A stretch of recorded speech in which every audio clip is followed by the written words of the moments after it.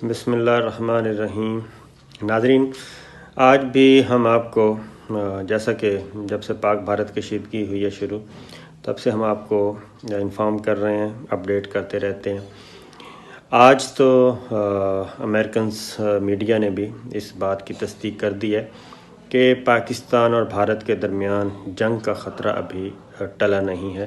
بلکہ وہ بدستور موجود ہے، اور بلکہ وہ اس سے بھی خوفناک بات کی کہ یہ جو حالیہ کشیدگی تھی، اور خاص طور پہ بھارت کے جو 2 طیارے گرے، اس کے بعد تو انڈیا اور پاکستان کے درمیان ایٹمی جنگ کا خطرہ اور ایٹمی ہتھیاروں کے استعمال کا خطرہ بدستور موجود ہے۔ اور اس میں کوئی میرا خیال ہے کہ اچنبھے والی بات نہیں ہوگی، کیونکہ انڈیا جو ہے وہ ابھی تک اپنی حرکتوں سے باز نہیں آ رہا، اور جو اس کی سبکی ہوئی ہے اور عالمی سطح پہ جو اس کی سبکی ہو رہی ہے، اس کو عزت بچانے کے لیے، فیس سیونگ کے لیے کہہ لیں، جو بھی کہہ لیں، اس کے لیے ضروری ہے کہ وہ کوئی نہ کوئی ایڈونچر، کوئی نہ کوئی مس ایڈونچر کرے، اور اس کو فیس سیونگ کے لیے کوئی نہ کوئی چیز چاہیے۔ اور اس کی اگر ہم دیکھیں، اگر واشنگٹن پوسٹ کی خبر دیکھیں یا نیو یارک ٹائمز کی، تو اس کے بعد اندازہ ہوتا ہے کہ اگر ہم انٹرنیشنل میڈیا کی ان خبروں کی تصدیق کریں تو بالکل اس کے ثبوت میں شواہد موجود ہیں۔ MiG-21 ایک اور راجستھان کے ایریا میں بھارت کا گر کر تباہ ہو گیا، اور وہ یہ کہا گیا کہ جی وہ ایک آزمائشی پرواز پہ تھا۔ ایسی بات نہیں ہے، بلکہ اس کا مطلب یہ ہے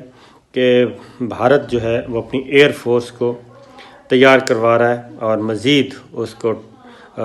کیا کہنا چاہیے، وارم اپ کہہ لیں، جو بھی کہہ لیں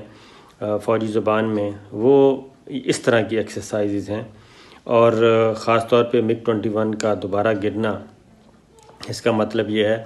کہ اور وہ وہی ایریا ہے جس سائٹ سے ہمارے ایئرپورٹس ابھی تک اوپن نہیں کیے گئے، بہاولپور، رحیم یار خان وغیرہ۔ اور اس میں کچھ عرصہ پہلے بھارت نے یہ بھی کلیم کیا تھا کہ انہوں نے پاکستان کا کوئی ڈرون گرایا ہے۔ تو اس ایریا میں ابھی بھی بھارت جو ہے راجستھان ایریا میں، راجستھان سیکٹر میں، یہ اس کی ایکٹیویٹیز، فوجی ایکٹیویٹیز نظر آ رہی ہیں۔ اور پھر یہ بھی خبر آئی کہ وہ ایسٹرن بارڈر پہ، یعنی کہ اپنے ویسٹرن بارڈر پہ پاکستان کے ساتھ اور چائنا کے بارڈر پہ اپنی فوجیں بڑھا رہا ہے، کیونکہ اس کو اندازہ ہے کہ اگر وہ ایڈونچر کرے گا تو پھر پاکستان کے ساتھ چائنا دے گا۔ اس لیے وہ چائنا پہ بھی فوجیں، چائنا بارڈر پہ بھی، انڈیا بارڈر پہ بھی، اور ادھر پاک بھارت بارڈر پہ بھی وہ اپنی فوجی صلاحیت بڑھائے گا، فوج زیادہ لگائے گا۔ ایک چیز، دوسری بات، پھر آپ نے دیکھا کہ آج آسٹریلیا میں میچ تھا کرکٹ کا، وہاں پہ بھی انہوں نے اپنا کرکٹ کے پلیئرز کو کیپ پہنائی گئیں جو فوجی کیپ ہوتی ہیں، اور اس کا بھی یہ تھا کہ اپنی کیا کہنا چاہیے، ظاہر کر رہا تھا، باڈی لینگویج دینی تھی، ایک میسیج دینا کہ جی ہم جنگ کے لیے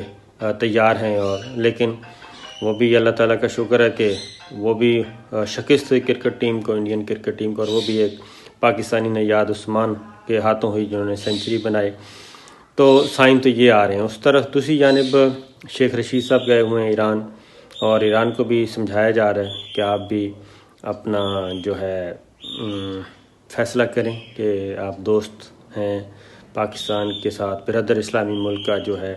ایک آپ کا کلیم ہے، تو کلیم نہیں، واقعتاً ہے، وہ اسلامی ملک ہے، جس میں کوئی شک نہیں، لیکن اس کو نبھانا بھی چاہیے، بجائے اس کے کہ وہ اس موقع پہ پاکستان پہ بھی وہی الزام لگائے جو کہ انڈیا لگا رہا ہے۔ تو وہ ایک سائیڈ لائن ایک چل رہی ہے ڈپلومیسی پاکستان اور ایران کے درمیان بھی یہ چیزیں۔ تو کہنے کی بات یہ ہے کہ ابھی تک پاکستان اور بھارت کے، میں نے تو UK والے ڈاکٹر جو ہیں ان سے ہی علاج کروانا ہے، مطلب یہ ہے کہ مجھے ضمانت پہ بھیجا جائے اور مجھے برطانیہ کے لیے راہ ہموار کی جائے۔ تو مجھے نہیں لگتا فی الحال نواز شریف صاحب کی یہ خواہش پوری کی جائے گی، کیونکہ احتساب تو ہونا ہی ہے، اور نواز شریف صاحب بھی ایک قیدی ہیں سزا یافتہ۔ اگر یہ سہولت نواز شریف صاحب کے لیے ان کی فرمائش پہ دی جاتی ہے تو پھر ہزاروں قیدی